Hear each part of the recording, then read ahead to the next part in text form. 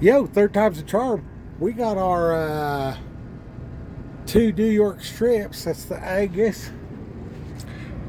We're doused it with the peppercorn. We're slapping the mama.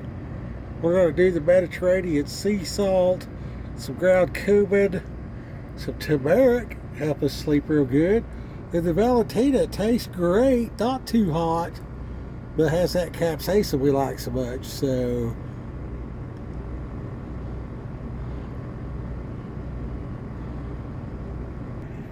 yo, we got her all seasoned up. We're going to light this up. We'll flip that in there and then we'll come back. All right, so we got her tossed in there. We got our fire going right there like that, and a real nice low flame. And we'll go ahead and, well, I guess I got to pause it again to put more juice on it. Guess we can put a little Valentina on this side. A lot of that will stick to the pan. And when they put them diapers on there, it dries it out. You see that good white tallow right there? That good white tallow. See, I'm going to cook these too. I'm going to eat one and I'm going to leave the other one in the pan. And then I'll heat it up tomorrow and add about, I don't know, probably 3 or 4 eggs.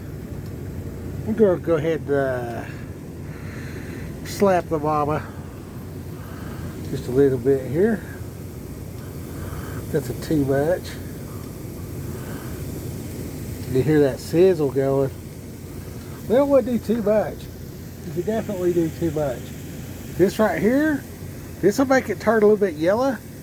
But man, if you put this on your meat, the turmeric is fat soluble. And buddy, let me tell you right now, you will, after about a week of it, your sleep is so much more restful. It's amazing actually how much more restful your sleep is. All right. Yo, we're back. This is after the quick flip. I do a quick flip. See how some of it's stuck and some of it's on the bottom. That's why you don't have to do too much to the other side. So that's doing real good. I put our stainless steel, so we're not getting poisoned with aluminum and all that stuff. And that's where we're at with it. This is going to sear and sizzle. So we're going to let that do that for just a little bit. And then what we're going to do is we're going to put that lid right there on it. We'll plop the lid back on the deal here. And that will give us the, take that lid, put it on the thing here, and that'll do us right. Because that'll, it makes it like an oven, like a Dutch oven style, to bring it up to temperature. We're going to get the Bible out and do a little bit of reading here. And maybe I'll find something good to share. We're waiting for this to cook. Oh yeah, we're in Utah. Up here at Monticello, Utah. Just to have a good time. This is our New York Strip and Cab creation. So let's give her a flip. See all that stuck? See all that stuck? See? See all that stuck? See how it stuck? See how there's a little bit of juice left out there? It just takes just a little bit, but you'll get that good sizzle. We're gonna put the lid on there. See, now we got full spices all the way around on both sides, and get us a spot for the fork, and we're gonna get that Bible out right there. See if we can find something good. Yo, so here we go. This kind of leaves off from last night. Kind of opened right to it. It says, "He who made them at the beginning made them male and female." It said, "For this reason a man shall leave his father and mother and be joined to his wife, and the two shall become one flesh. So then they are no longer two, but one flesh. Therefore what God has joined together, let man not separate." And they said to him, "Why did Moses command to give a certificate of divorce and put her away?" And he said to them, "Moses, because of the hardness of your hearts, permitted you to divorce your wives, but from the beginning it was not so." And I see, so that's a man doing it. Moses made divorce legit. God didn't make the divorce. That you get married, you're married forever. Well, till death do us part. And I say to you, whoever divorces his wife, except for sexual immorality, and marries another, commits adultery. Whoever marries her, who is divorced, also commits adultery.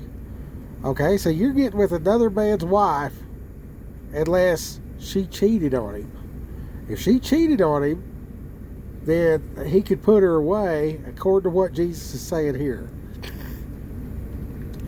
His disciples said to him, if such is the case of the man with his wife, is it better not to marry? But he said to them, all cannot accept this saying, but those to whom it has been given. For those who are eunuchs, okay, let's go with 12:1. Boom. Emasculated men.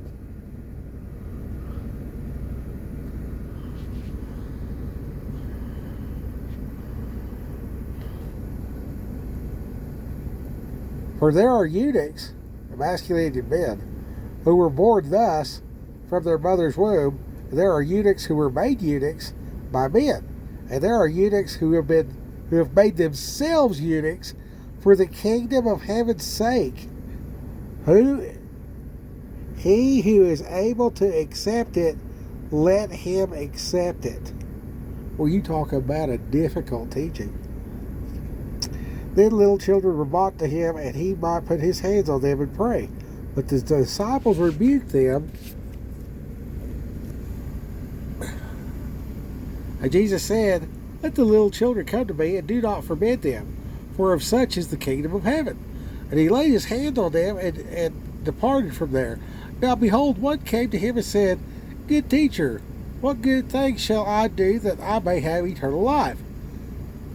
So he said to him, Jesus says to this old boy, why do you call me good? No one is good but one, that is, God. If you want to enter into life, keep the commandments.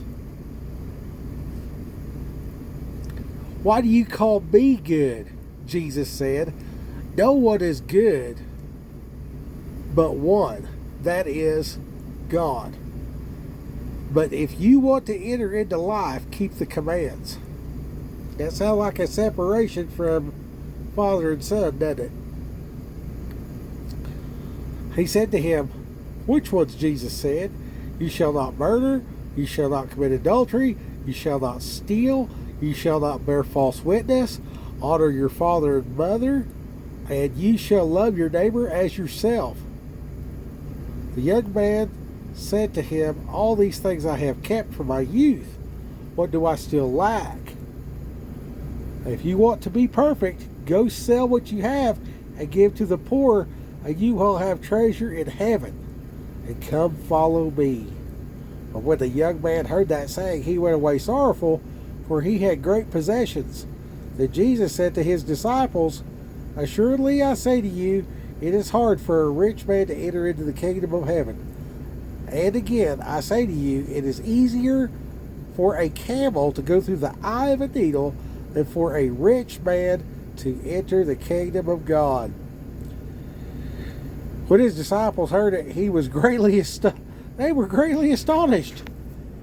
I imagine they were, saying, who then could be saved? But Jesus looked at them and said to them, with men it is impossible, but with God all things are possible. Then Peter answered and said to him, see, we have left all and followed you, therefore what shall we have? So Jesus said to them, assuredly I say to you that in the regeneration when the Son of Man sits on the throne of his glory, you have followed me, will also sit on 12 thrones, judging the 12 tribes of Israel, and everyone who has left houses or brothers or sisters or father or mother or wife or children or lands for my name's sake shall receive 100-fold. Shall receive 100-fold and inherit eternal life. But many who are first will be last, and the last first. For the kingdom of heaven is like a landowner So we gotta flip our steaks. Ooh, what we got going on here? Let's do it. See how it's getting that sweat? Oh, look. See how it makes its own water? See, it's making its own grease and water. Let's give them a flip, Skip. Oh, looky there. See that down there at the bottom? See how that oil's coming up? See that oil separating from the water? See that? See how it's getting that sear? Serious. It's getting serious. That's all them spices sticking down there at the bottom. I'll show you what to do with that here in a minute. So generally, you get that thing going like that. I haven't touched that fire. That fire's the same. This video's 10:52. I'm gonna say it's been going for about 8 minutes. So I like a thoroughly cooked steak.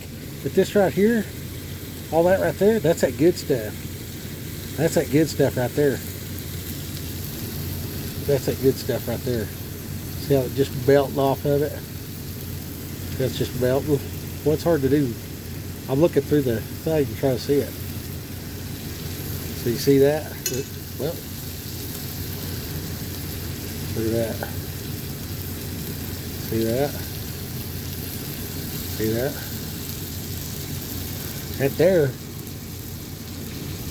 That's that good stuff. Okay, now that fat right there is good for you. But that yellow, not in this didn't have the yellow. But when you get that chicken fat, and you'll see that little blob of yellow, you'll see the white and the yellow. The yellow's bad. That's just got a little bit of yellow to it because that turmeric. That turmeric is it's fat, water soluble. Or not, it's not water soluble, it's fat soluble. So you need that on there. So we get the lid back on it. See there?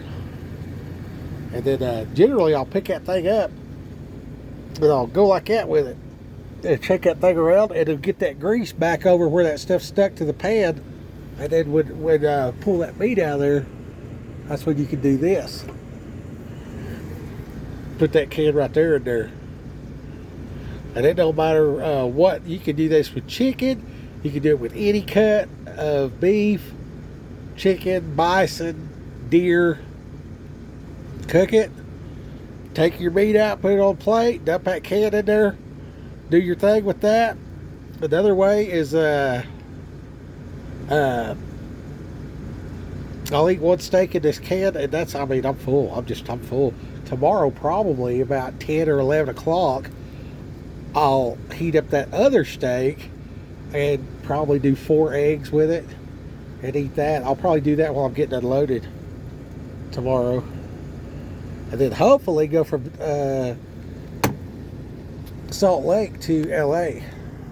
Okay, so over here we got the camel, the eye of the needle, right?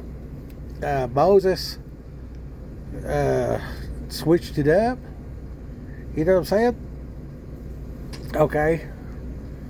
Why do you kill me good? Blah blah blah.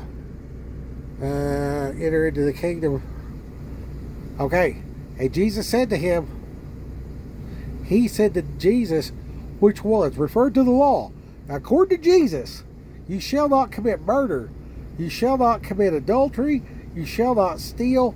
You shall not bear false witness.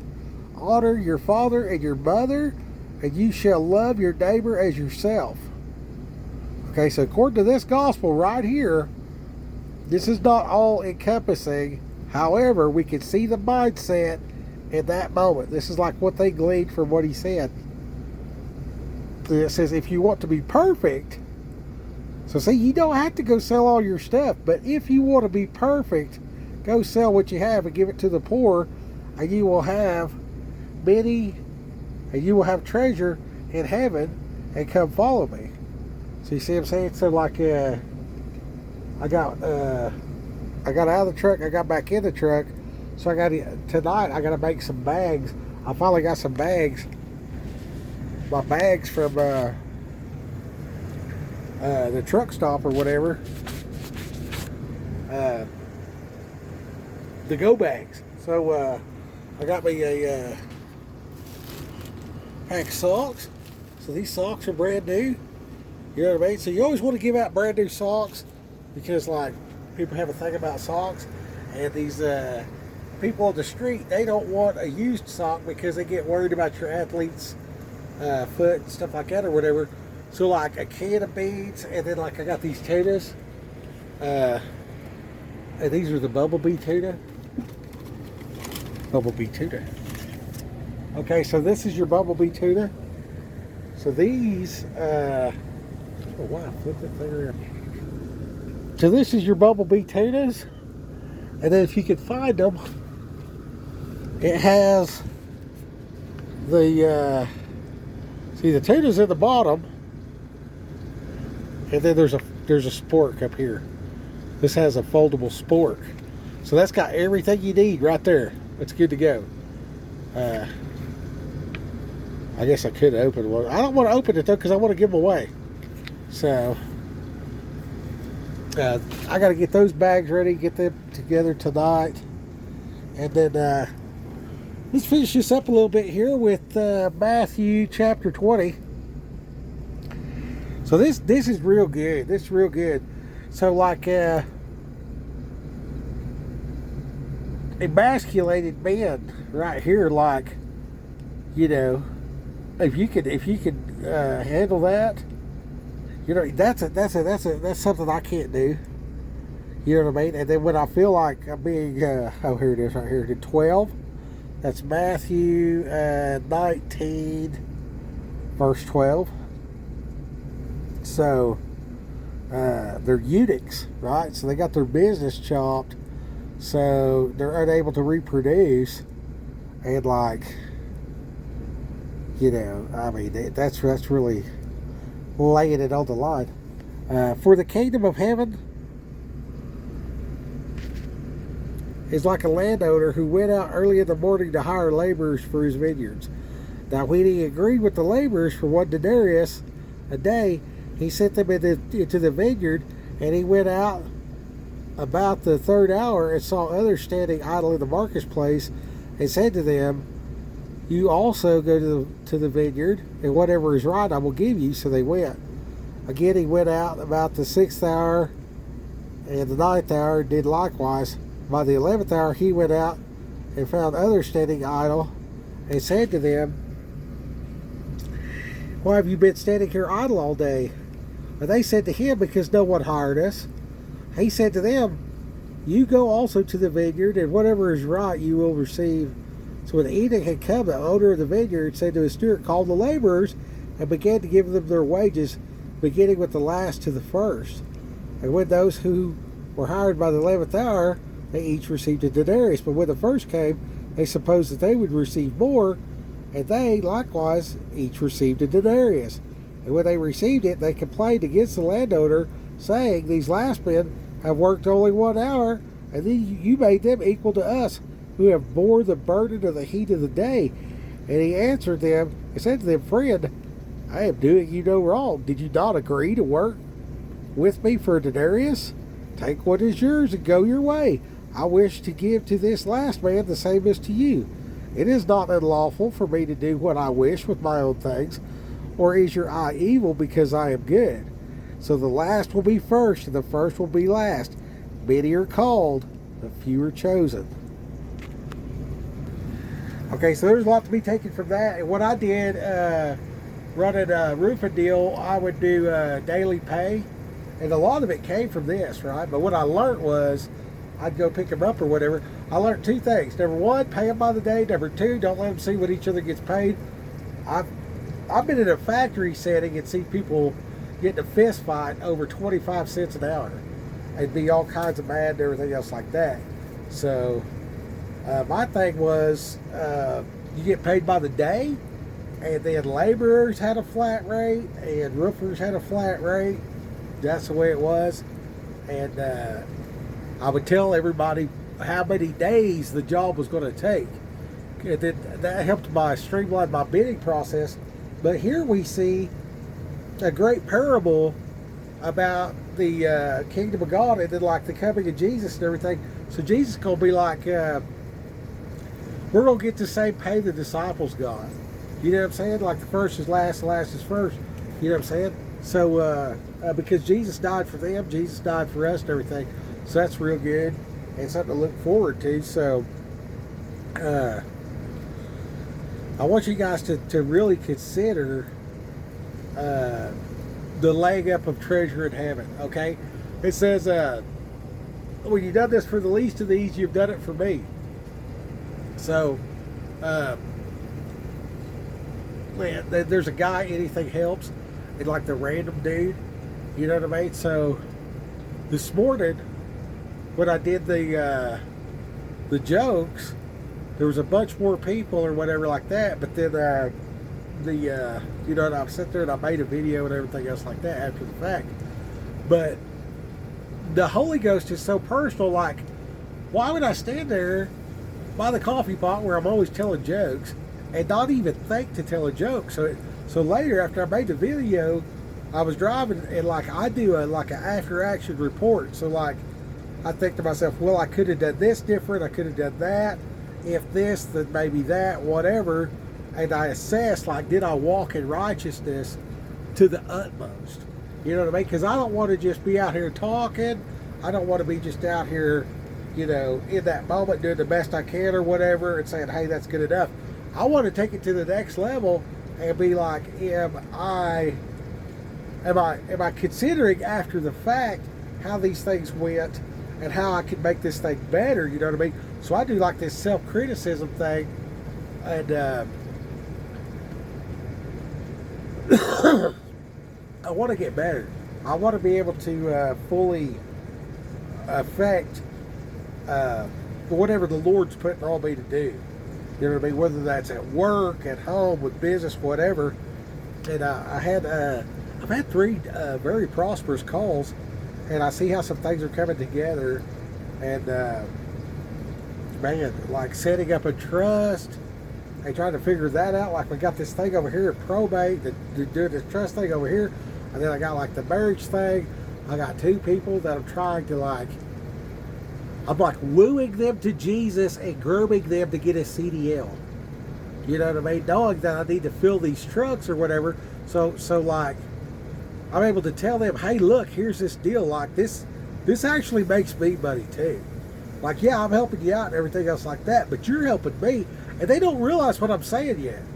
You know what I'm saying? Like, I'm giving them the opportunity to pour into my ministry and what I'm doing and saying, hey, I need you, and then, like, this is going to be very prosperous for you, you know what I mean? And yeah, you got all these troubles and stuff or whatever, but you're going to be able to overcome this with sobriety and hydration. You know, some proper nutrients. You know what I mean? You'd be amazed. You take somebody that's been drinking all their life or smoking weed or whatever, and you take them out of that and you put them in an environment that is you know, you're drinking a gallon of water. You know what I mean? And then you're like putting the proper nutrition in your carcass. And then you know, 6 months in, you're like, wow. Like a couple of years in, you're like, whoa, wow, this is really something. And then seeing the differences in your ability to think, your ability to execute, your ability to plan, and just like a lot of times I'll say something about driving, and people are like, oh, I fall asleep while I'm driving or whatever. Like most people say that, and then most people say, oh, well, I don't want to run somebody over. I'm like, well, stay awake and don't run anybody over. I mean, that like, there's nothing saying you have to fall asleep driving and run over people. As a matter of fact, they really, really encourage you not to do that. You know what I mean? So as you're doing these 10-hour breaks and you're sleeping and stuff, I mean, yeah, you're going to get tired and stuff, but you're also going to need to like stretch your legs, take a leak, whatever. So just stop somewhere and stretch your legs, take a leak, whatever. And granted, some days are exceedingly difficult. Sure, yeah, it's they call it work for a reason. But every time I talk to somebody like that, I'm like, what are you doing now? Okay, what are you getting out of it? How hard is it? And it's always like a worse job where they're working harder, they're getting like a quarter of the money, and then like they're kind of self-medicating with destructive behavior to cope with the fact that they're broke. And I'm like, well, if you don't pay rent, because you're kind of living in the truck, you get like a day off, random place USA, and then you just, boy, look at this steak now, look at this. Okay, we're going to pull top off of it. Bam! Look at there. Right there, right in the tree. You hear that sucker sizzling? That was going to shut her down.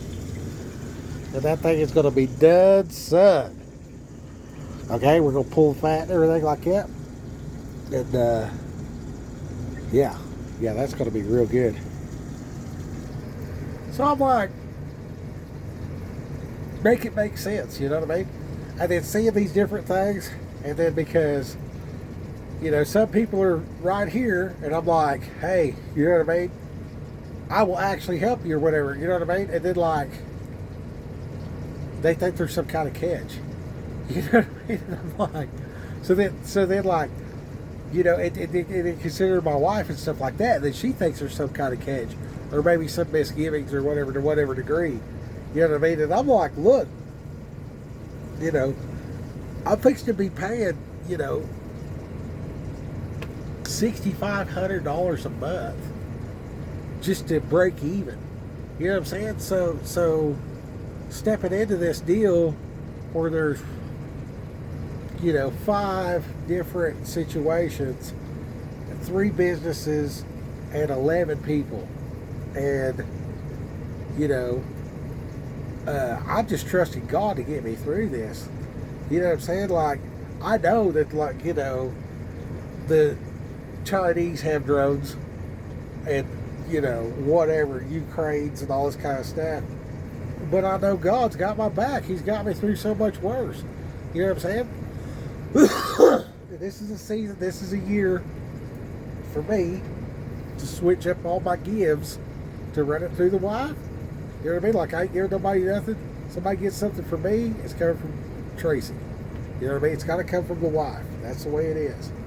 You know what I mean? So this other situation, you know, that's like an extra $1,080 a month. And I spend every dime I get already. So it, you know, this extra electric bill and all that, which is close to $1,000 in the winter, and then the extra $1,000, and then I'm already maxed out. You see what I'm saying? So it's like, where's this going to come from? You know what I mean? And, dude, I'm not nervous at all about it. Like, I know God's going to come through on all of it. It's like I'm actually, where most people would be nervous and stuff, I'm actually excited that I get to see this. You know what I mean? So I'm going to document this journey or whatever. This is supposed to be an in-cab creation. You know what I mean? Where I'm making steak. And by the way, I spent $90 and then another $15, and I got $60 cash for coffee. And this is going to get me through a week of living on the road. And when I say on the road, a Subway sandwich, some chips, and a drink is $27 in this store right over here. This store right over here is $27, dude. For a $5 foot long, a drink that's, you know, basically syrup. You know, so I'm not going to drink syrup. And they can keep their, you know, cold cuts and poison bread.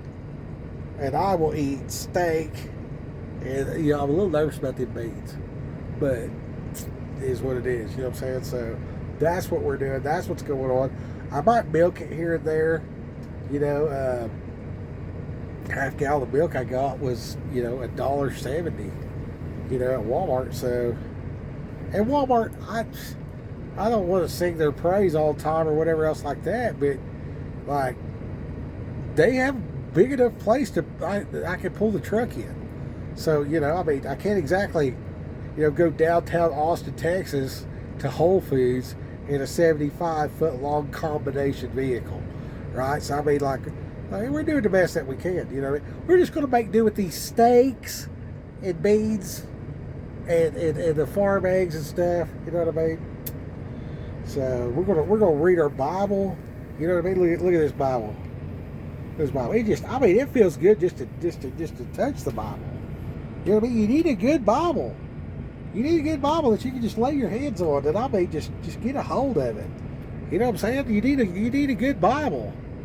You really need a good Bible. Go get you a good Bible. I mean, seriously, one that you can understand and stuff like that. Get you about 3 or 4 of them. Get you about 3 or 4 Bibles. Spend $100. Go to the bookstore.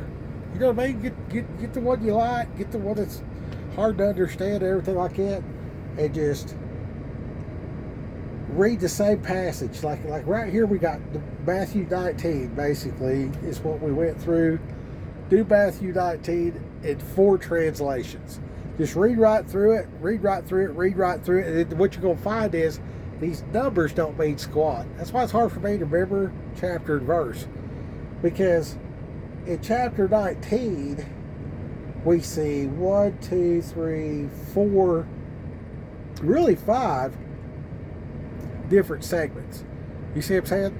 So once you see this and you see the 5, you'll get to where you're reading in context. I got to where I was reading in context. Okay, from here to there, I would know the number. I'd go over here just to start, and I'd go from here to there. You know what I mean? But it would be like, you know, like right here, where it's talking about the eunuch. You know, so that's like 19:12. Just that verse. Then he starts talking about kids or whatever. You know what I mean? And how the kingdom belongs to them. And a big deal about that is the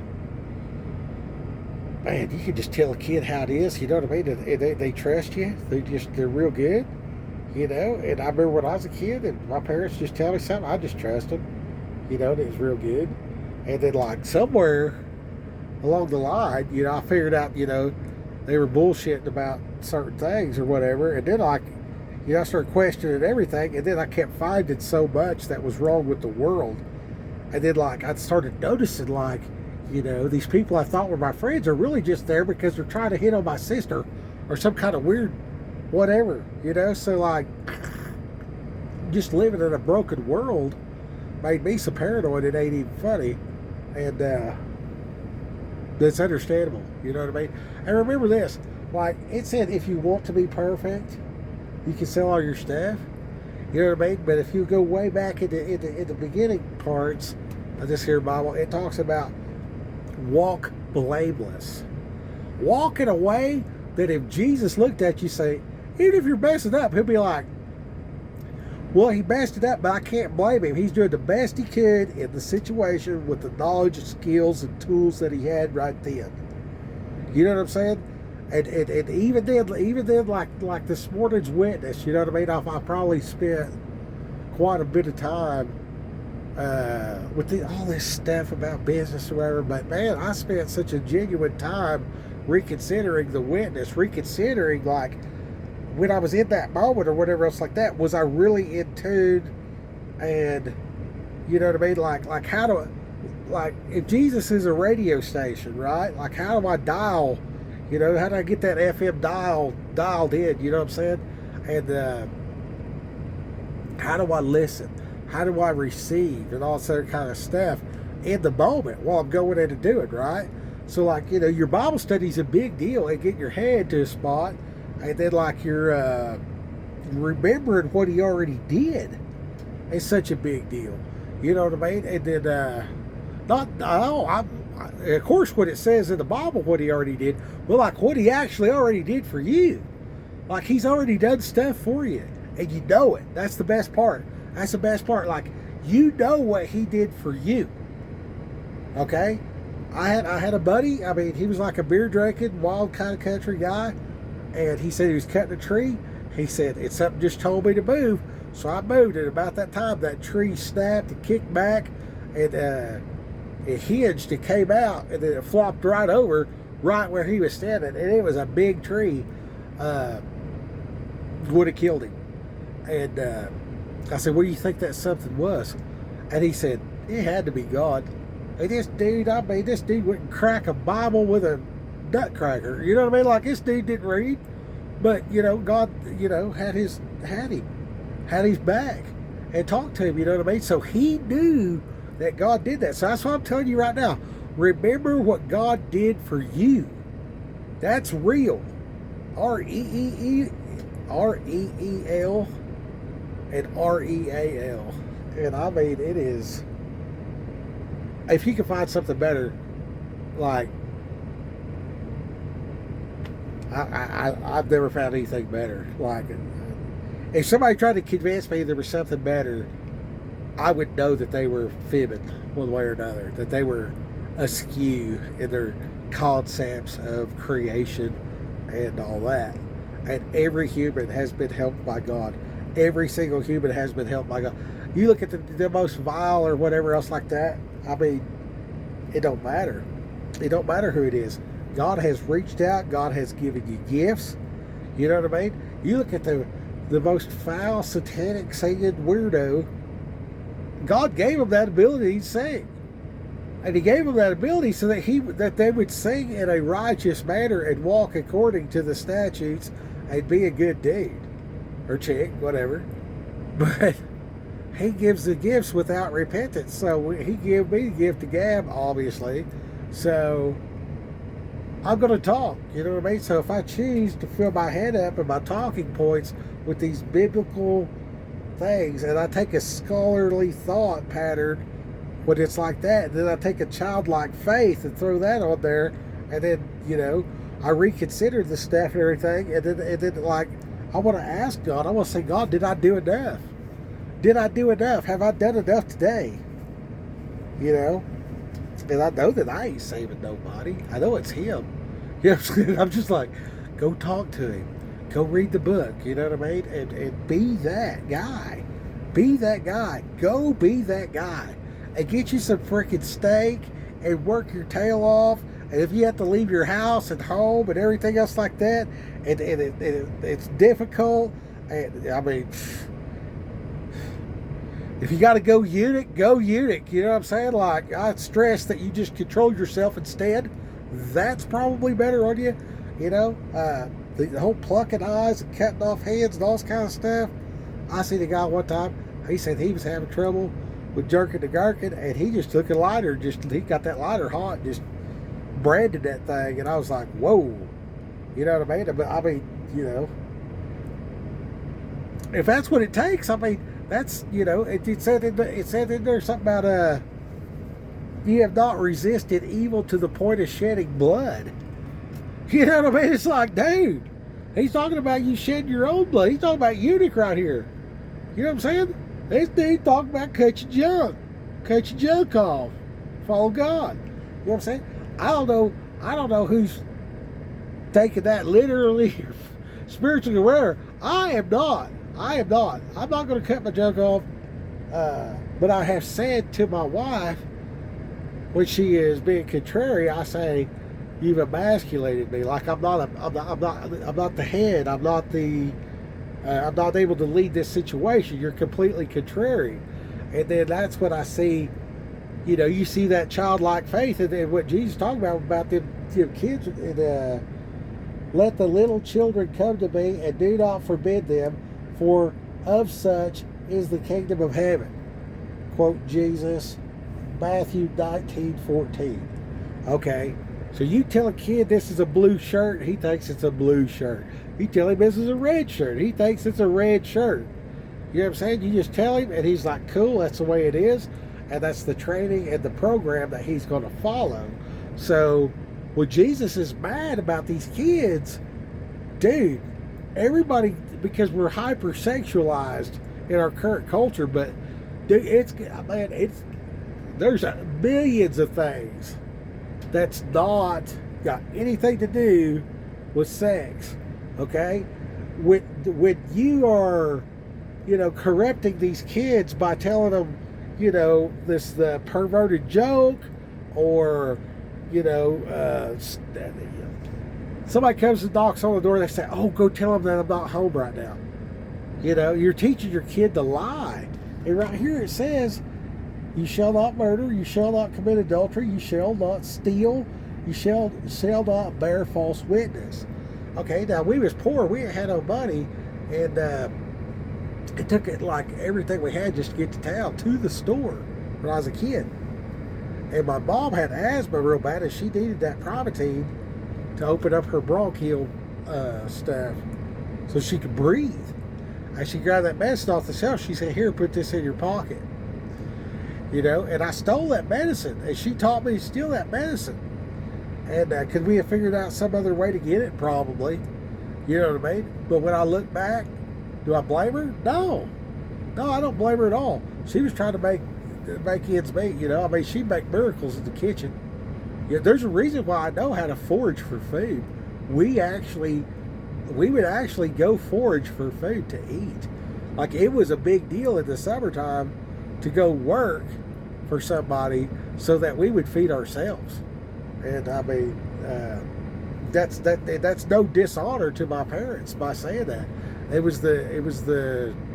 There's poor people everywhere, you know what I mean? And it's still expensive. There's $27 or $26 sandwich right in there, you know? It just so happens that I found these 2 steaks for $11. Let's see how these steaks are going. You know what I mean? Let's be a good steward here. Oh, look at that stuff. See how dark it got down there? Okay, so it's seared on both sides, so it'll be real good. And then see that oily goodness? That's got that turmeric, right? So since